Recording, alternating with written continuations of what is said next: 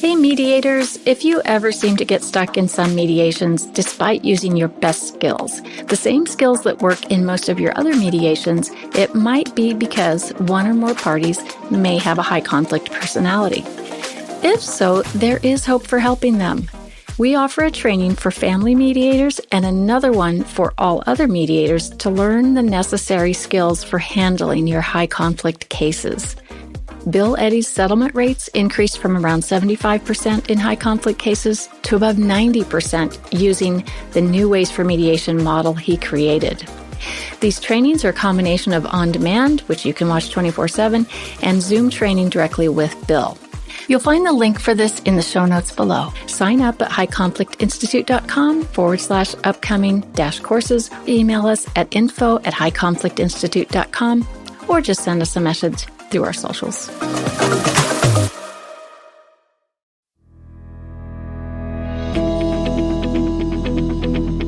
Welcome to It's All Your Fault on True Story FM, the one and only podcast dedicated to helping you identify and deal with very difficult and challenging situations, typically involving someone with a high conflict personality. I'm Megan Hunter, and I'm here with my co-host, Bill Eddy. Hi, everybody. We are the co-founders of the High Conflict Institute, where we focus on training, consulting, coaching, all kinds of things, educational programs, all to do with high conflict. And today we are joined by a very good friend and colleague, Shehrina Crespi, formerly Shehrina Rooney. I've known her for a long time as Shehrina Rooney, so this is new for me. Hi, Shehrina. Hi. Hi. Welcome. Hi, Bill. I'm just absolutely thrilled. So a little background for our listeners.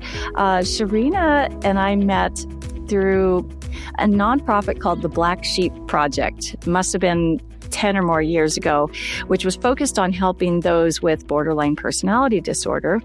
And Shehrina had been invited in as someone who had lived experience with this and was in recovery and had a ton to offer. And there was going to be a movie about BPD, and she was the script consultant. It ended up not working out, not anything to do with her. It was an organizational thing, but it was a really interesting project. And that's how we got to know each other. So that was the rainbow on the whole thing. So Shehrina and I started talking about what could be helpful for anyone in the BPD world, because there are a lot of books on borderline personality, most written from a clinical perspective, which left people kind of struggling to get through them, or they were memoirs written from a pretty dark and maybe scary perspective. So I asked her, what's worked in the past in other areas? And I remember you saying, Shehrina, the big book in addiction and recovery. So we settled on the big book on borderline personality disorder, and you put your mind to it and wrote this ginormous book. An excellent book. It's so excellent to get on the inside of what's going on and what to do. Yeah, and not just filled with clinical and darkness, but to also help parents, help family members, help partners, help children, help clinicians, help those who live and struggle through this, know what to do. And I think also get maybe some validation and support that I'm not alone in this thing that's kind of made things hard for me. So I know it's been a big hit. And we were just talking before we went on air about when we published that book, and that was 2017. So it's 8 years old. And I know a lot's happened in your life, Shehrina. I wanted to say one more thing about you had a growing YouTube channel called Recovery Mom that was all about borderline and recovery through it, and had, I think, what did it grow to? Over 30,000 subscribers. That's fantastic. 30,000 subscribers. Yeah. So what's happened to the channel? Because I refer a lot of people to your channel, and it's still there, but there are no videos. And you had hundreds of videos. I know. So much has happened, as you know, Megan. Well, since the book was published, unfortunately, during the end of my time doing Recovery Mum, I was putting out videos. I kind of started to feel like a bit of a fraud because I was in quite an abusive relationship at the time. I'd ended the abusive relationship, but there was still forms of abuse going on. And my mental health was really struggling. It was really difficult because I'd put these videos out there. I wanted to give everyone so much hope. I was in recovery and always said, my life is good. You can turn your life around. And yet in my personal life, I was really struggling. Unfortunately, things spiraled. I'm actually going through a court case at the moment, which I can talk to you about at some point, just because it's really highlighted how judged those of us with BPD are. It came as a real shock to me because I think I've not spiraled. I'm in recovery. I'm not a bad parent. And yet, because I have this diagnosis, it was really kind of frowned upon. And obviously, an ex-partner who I'm going up against, who I'm saying, this is what's happened. He was the abuser. It's kind of just being like brushed under the carpet because they're seeing BPD.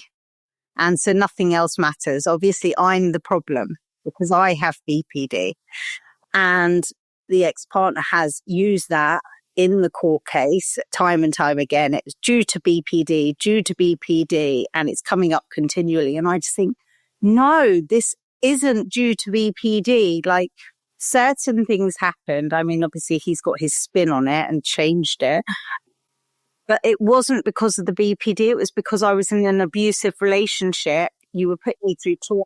Since the breakdown of the relationship, I've actually been diagnosed with PTSD. I'm having to do counselling and different trauma therapy for that. But I'm going into the court case, and again, the professionals aren't seeing any of the trauma, anything that I've been through, all the work I'm putting in to recover from the PTSD, all that is BPD. And because of this, I've actually had to privatize all my videos, kind of close the channel down, because for anyone that used to watch my videos, you'd see I was an open book. I was really honest. You were. Bad and the ugly. I didn't hide anything. I did some horrid things throughout my life that I was not proud of, but I would tell people and say, look, this is who I was. That's not who I am today, but this is who I was. And yet now, years later, this is being used against me. So I thought, I'm just going to shut the channel down. It was really horrific. Like going back, 4 or 5 years ago, I was getting abuse. I don't know from who now. Like, I was getting text messages. My house was vandalized, messages describing what I was wearing.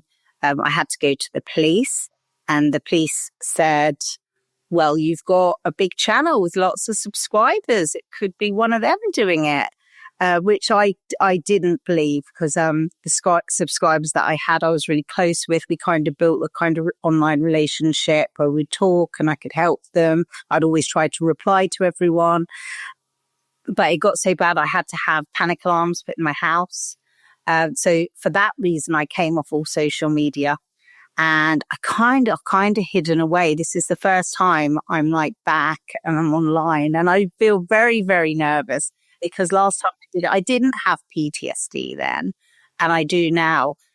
So yeah, I'm in a very different place. Good things have happened. I met a wonderful man a few years back. We got married over a year ago now, and we welcomed our beautiful son last summer, he's Nick coming on 9 months old. So good things have happened, but it's been very much like this.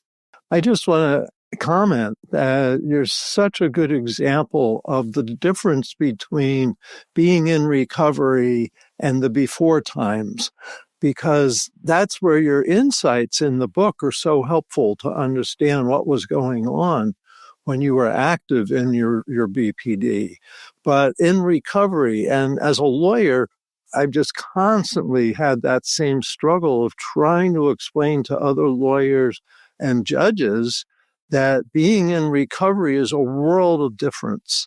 and whether it's alcoholism or BPD or other issues, because I find people in recovery in many ways are some of the healthiest people around because you're consciously practicing good ways of living.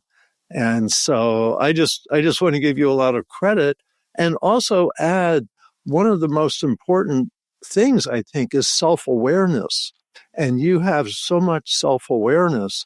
And not only is that helpful in your own life, but it's helpful for other people to learn because you were living it and now you can tell what that was like. It's like Viktor Frankl in the concentration camp saying, I kept going because I knew I could tell my story.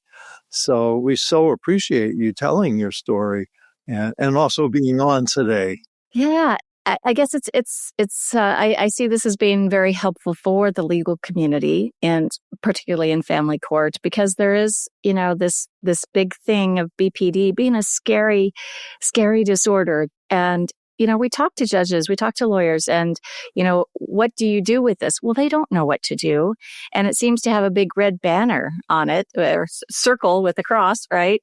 And someone who's very, very scary. So if you had 5 minutes with a judge and a judge is asking you, look, I have all these cases where one side's bringing up BPD and that the other parent has BPD and that means they're all bad and I don't even know what it is, but it must be very bad because they're saying it's bad and there's some bad behaviors there.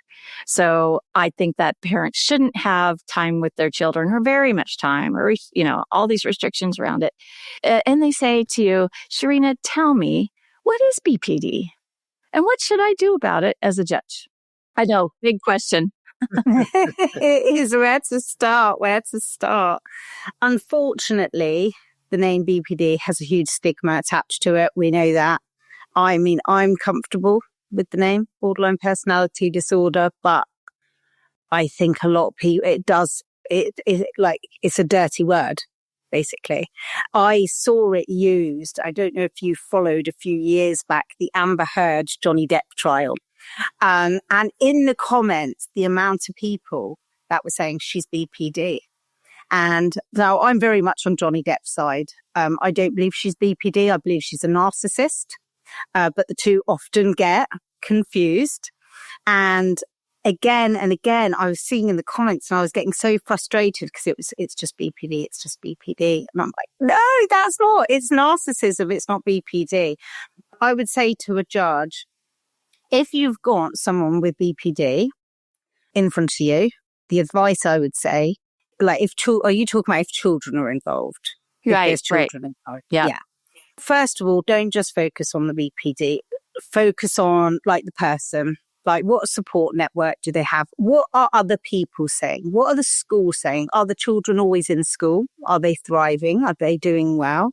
Because if they focus just too much on this person has BPD, no, they can't be a good parent. It's like they're not looking at the bigger picture of what this person's like as a parent. I'm a good mum.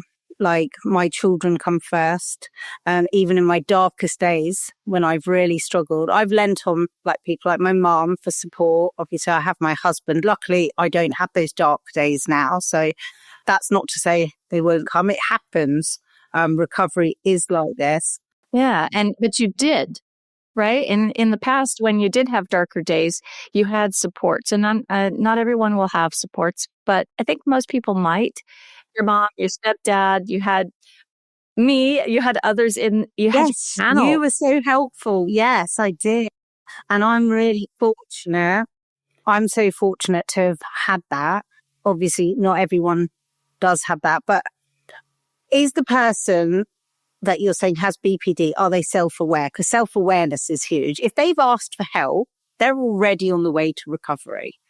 If they're in denial, it's a different story. But often, someone's got a doctor, they are seeking help. It's not a quick process. You can't just click your fingers and they're recovered. But as long as they're self-aware and they're taking steps to recover, that needs to be taken into account. as well as obviously the well-being of the children, which you can get from schools, from other caregivers, people around the children, family members. Another big thing I would say, if you have someone with BPD in the courtroom and they're going up against a ex-partner, whether it's a male or female, often I have found, and I've said to you, Megan, this is what I want to write my next book on. Those with BPD often get in relationships with highly toxic people. So chances are, yes, this person might have BPD, but the other person, chances are they're a narcissist or they have antisocial personality disorder. But these diagnoses aren't often diagnosed. Narcissists don't often get diagnosed. They just have it. So they're there with no diagnosis, and you've got the person with BPD that's under the care of a doctor, and the judge is just looking negatively at the person with BPD. And I feel like screaming sometimes because I think, no, like, what about the other person? Just because they don't have a diagnosis, it does not mean they are like a good person. Often they have caused problems to trigger the person with BPD, and they really need to look at it as a whole, not just focus on the borderline personality disorder. Did I make any sense then? Yes. You did, but I want to ask you to add a little bit, because as I see it, when someone's in recovery from BPD, they're changing their behavior, and that the court needs to see what the good behaviors are. So what would you say were changes in your behavior as you went into recovery that you have now that are different from someone who's not recovering from BPD? Just interpersonal, parenting, etc. My life before was very chaotic. Going back years ago, I drank, I used drugs, I was really impulsive. That's not part of my life today. I try to have quite a structured routine. My life before was I had to be around everyone, socializing, partying. Now my life is my children. I keep myself to myself, more so now than ever before. And I think some of that is because of the trauma that I went through.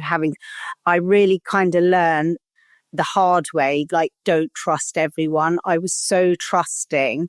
And now I said to my husband today, I said, it's awful. I said, because I used to just talk so freely with everyone. And now I'm so self-conscious. Like, what if I say the wrong thing? I see that. Do you? I see that. Yeah. I used to be such an open book, and now I see a much more measured, cautious approach, which is healthy, I think. It's more of a balance. Yes. Balance is so important. It makes me think about, a lot of judges now and courts and lawyers, the whole legal profession are in a lot of trainings that are trauma informed, right? Which is very helpful. But there's still, because they were in law school and not, in a PhD program in psychology, we can't expect everyone in the legal profession to understand trauma fully, understand borderline narcissism, high conflict, any of that, right? And what I'm seeing is that as we become more trauma informed, I hope it's being helpful, and I think it is. But what I've observed is it kind of stops there. And what you're saying supports this, that it goes to a certain level and then doesn't go beyond maybe the entitlement informed and the cruel damaging informed that may come from that antisocial personality. And so just the professionals may only be seeing and focusing on that BPD and thinking that they're inflicting trauma on the other parties, which may be somewhat true and, before someone's in recovery. But then you have beyond trauma coming back to that person if they're in a toxic relationship with someone who is cruel, who is dominating, who does want to punish and destroy. So I guess it's tricky. We're putting people who really need a genuine big understanding with a ton of empathy to handle these cases, and yet we haven't helped them understand what this is. how to do it best. So I like, kind of full circle back to what you said about let's look at the whole picture.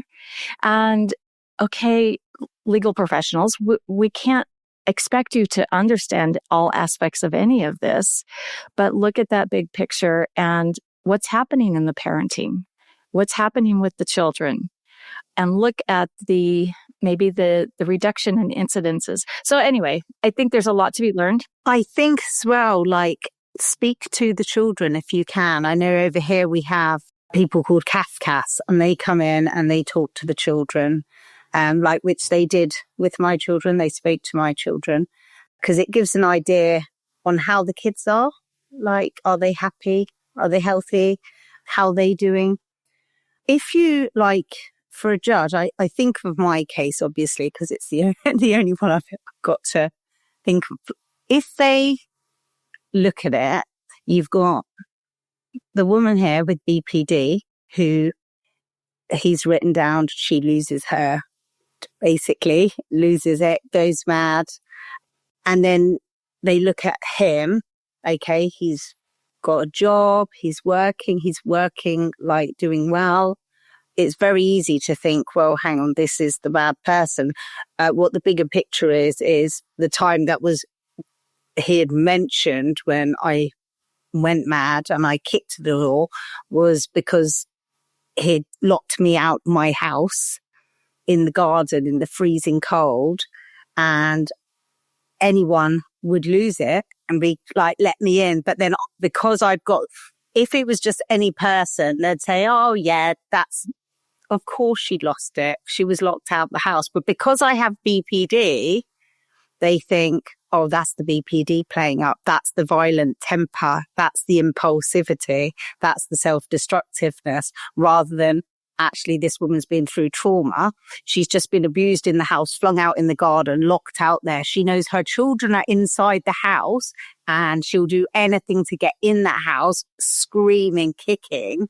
But I'm seen as the crazy person and he's seen as the calm, stable one. And it was so the opposite. I don't know how we can show judges that. I think just if they can just hear stories of that and just be really mindful that there are two sides to every story, and narcissists are very cunning and very good at getting you to believe their story, but it's often not the truth. Yeah, and I agree with you. And I want to just not talk about judges. I want to talk about lawyers for a few minutes, because I think there's a real responsibility for lawyers to present what you just explained, is that let's look at behavior, let's look at context, let's look at both parents. Because what I find, I've had I've basically been a lawyer for 33 years. Woo! And one of the things that I know is often the court focuses on one parent. It's like there's a spotlight and it only can be on one person.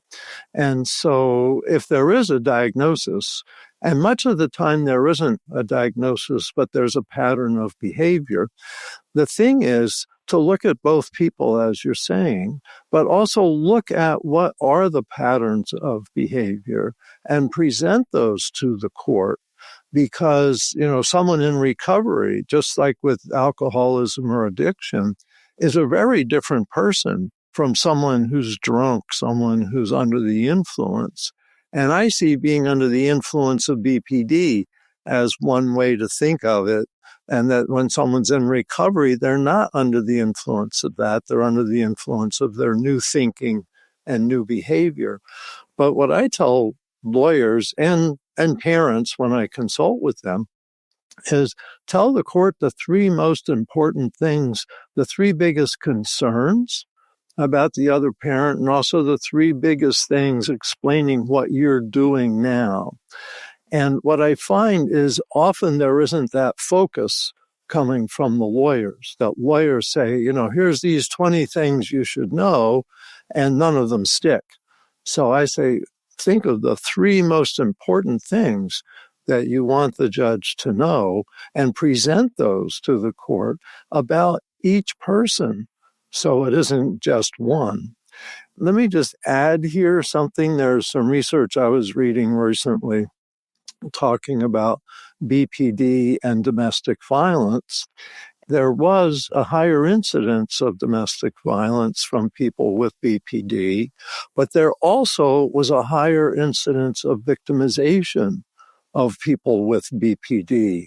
And I think that fits what you're saying. And I think of clients I've represented as a lawyer with BPD who, just like you described, had an abusive partner who wasn't in the spotlight because they had BPD.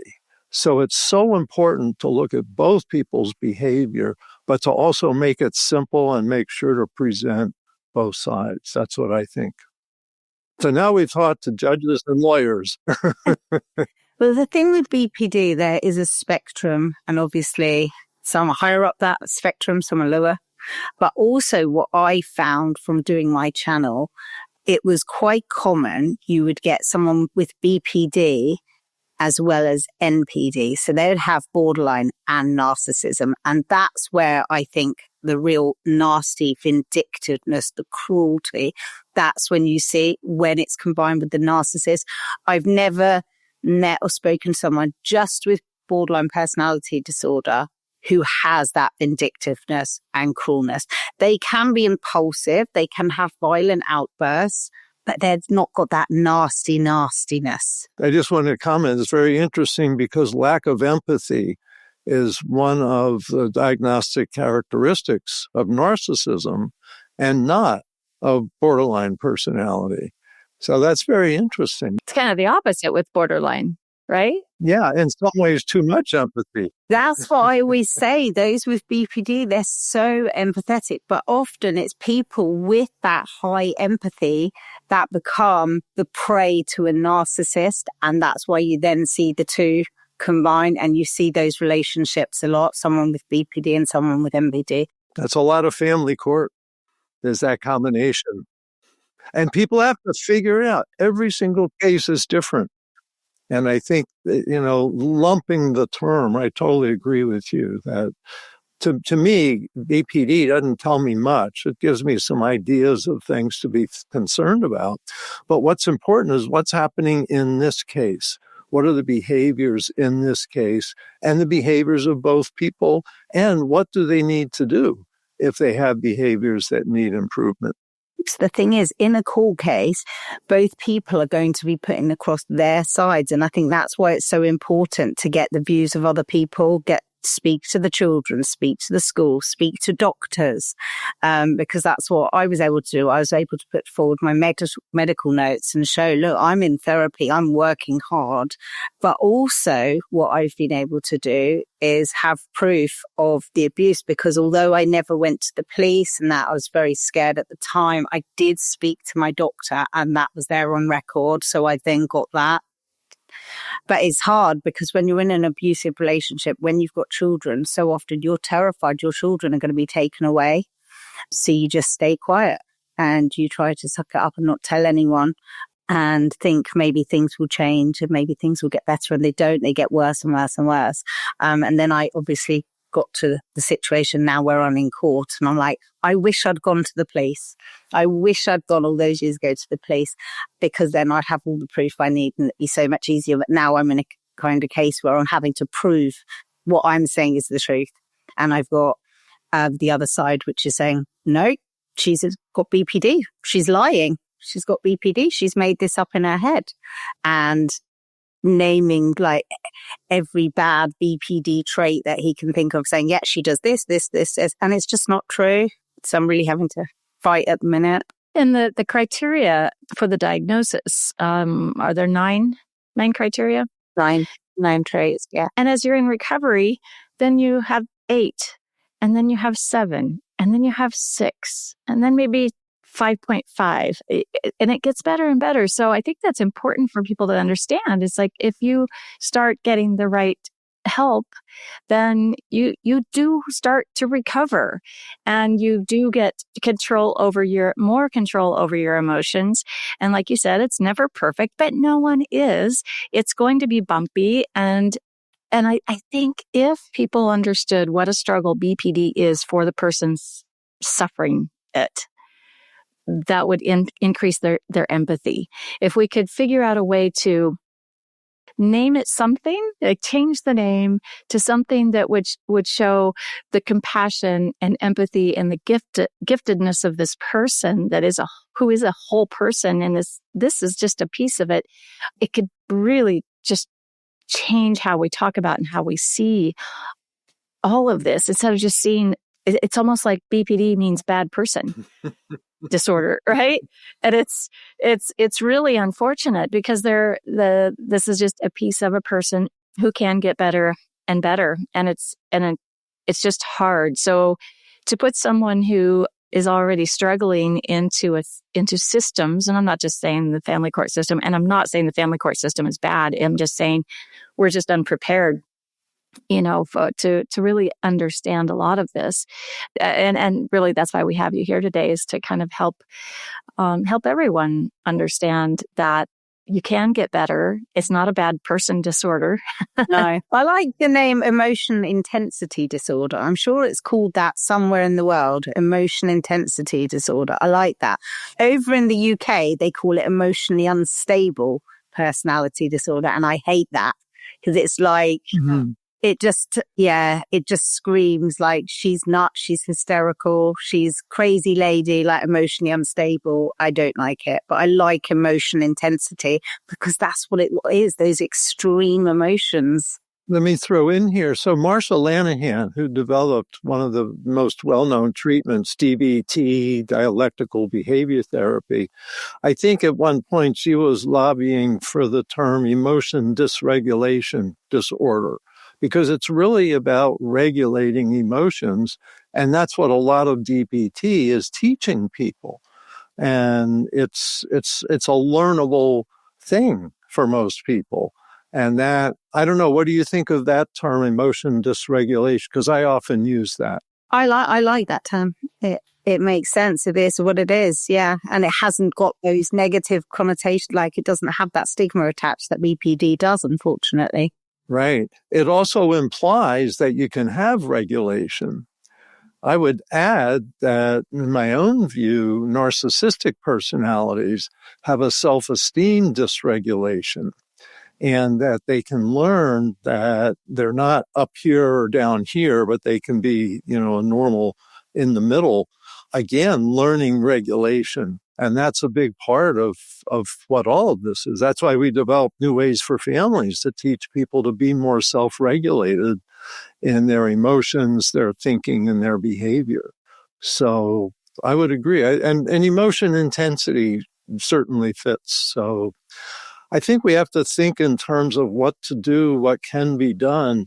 And that BPD, I'll talk about therapists for a couple minutes, that when I became a therapist in 1980, I was trained to be I got my master's in social work in 1981. I became a licensed clinical social worker.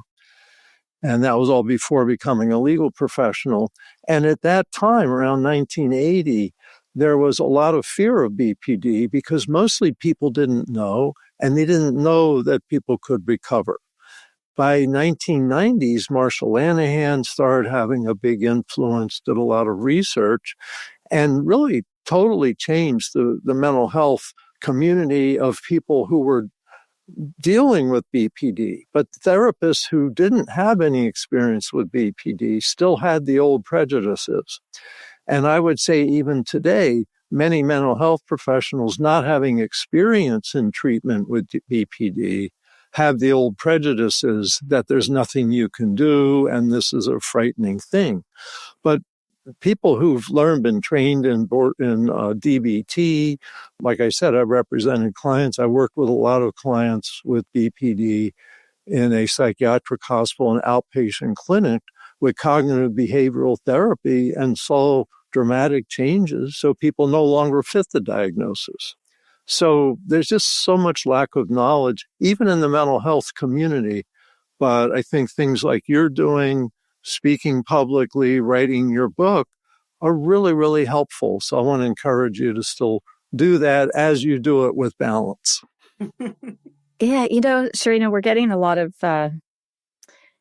questions and requests from those in the mental health profession about personality disorders, period. And they say, look, we aren't getting this information from anywhere but High Conflict Institute.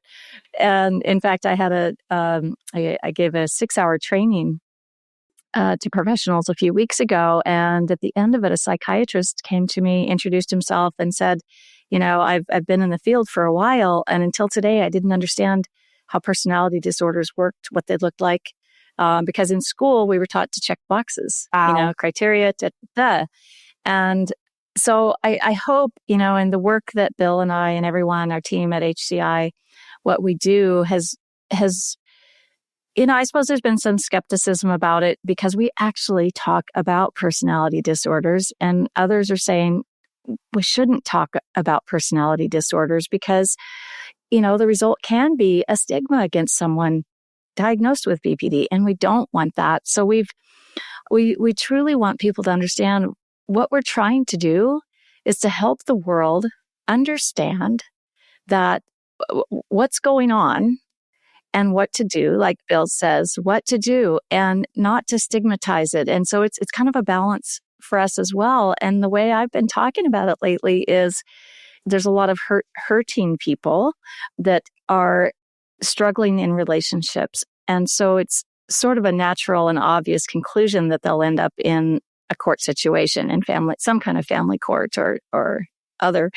And we're expecting the professionals in these situations to know what to do with what can be a very complicated issue, right? These personalities. And so what we've tried to do, and this is, the work that Bill started a long time ago, is to help the world understand it in a very simple way, and a non-judgmental, a non-shaming, a non-blaming way.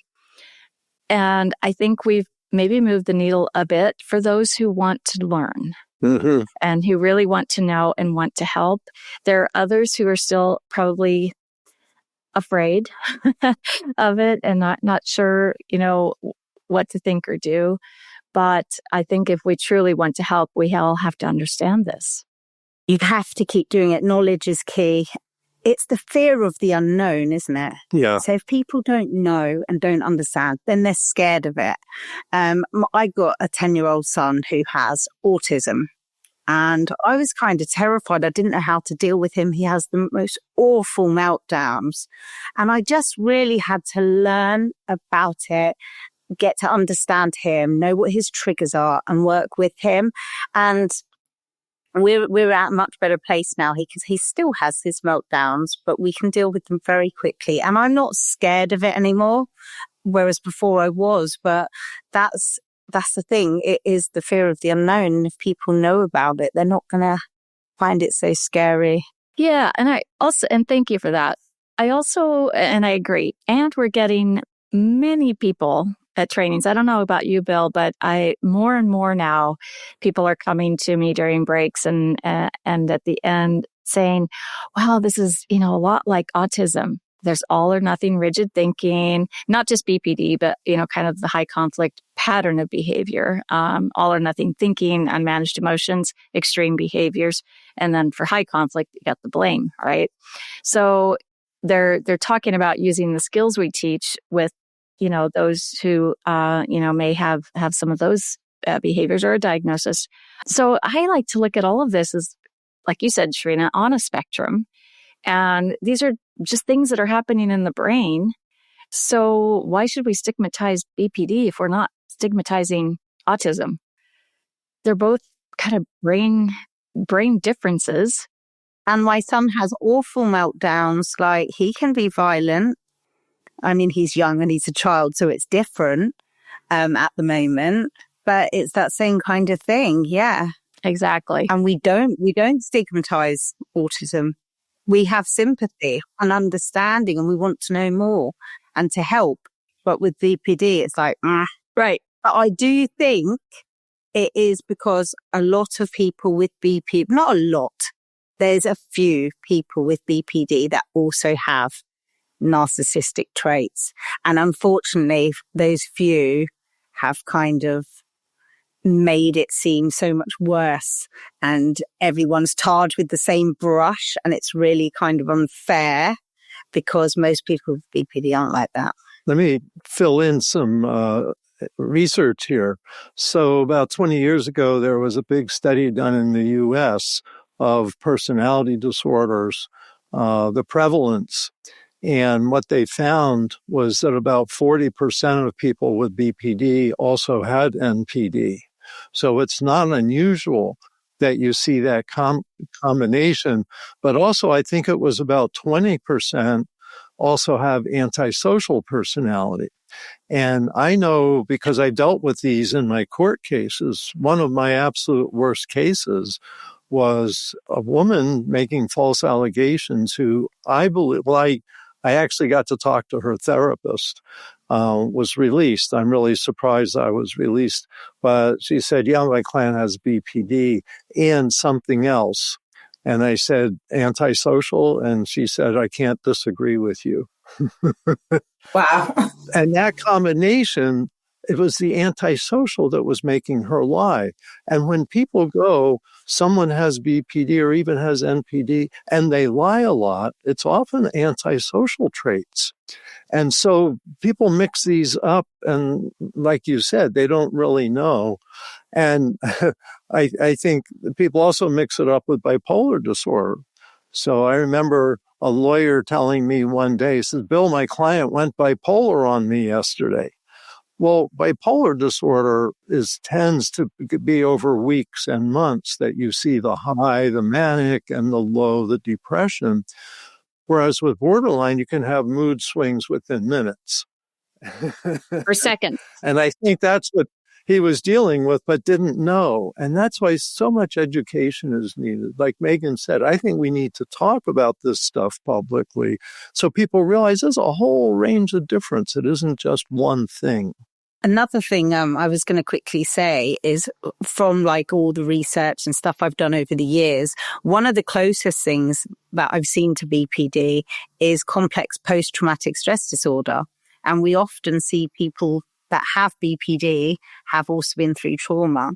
If judges had someone else, lawyers had in front of them someone with complex post-traumatic stress disorder, they would view that person very differently. You know, they would think, you know, they might feel sorry for them, feel bad, they'd want to know more, they'd want to help them.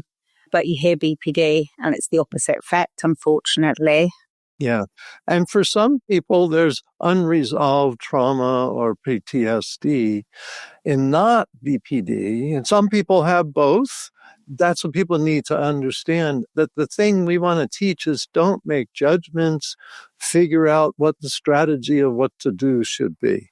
We've talked a lot about women, but Bill, what's the research say about women and men with this? That big study that said about 40% overlap with NPD said that men were around 47% of the people with BPD and women were around 53% of the people with BPD. So essentially equal. And that's part of what we see men who are violent. Some percent of them have BPD. And that's where, you know, we see more verbal from women and more physical from men. But it's really an equal opportunity destroyer, I suppose we could say. Yeah. All right. Well, thank you, Shehrina, so much for being with us. We put the book on sale 25% off on our website through the end of May. It's also available on Amazon. I put the UK Amazon, Australia Amazon, US Amazon links in the show notes. We appreciate you. We really wish you all the best in your new marriage and with your family. I know you're doing amazing. Thank you for, taking this kind of a risk with us and sharing information. I'm sure it will be helpful to many people. Thank you.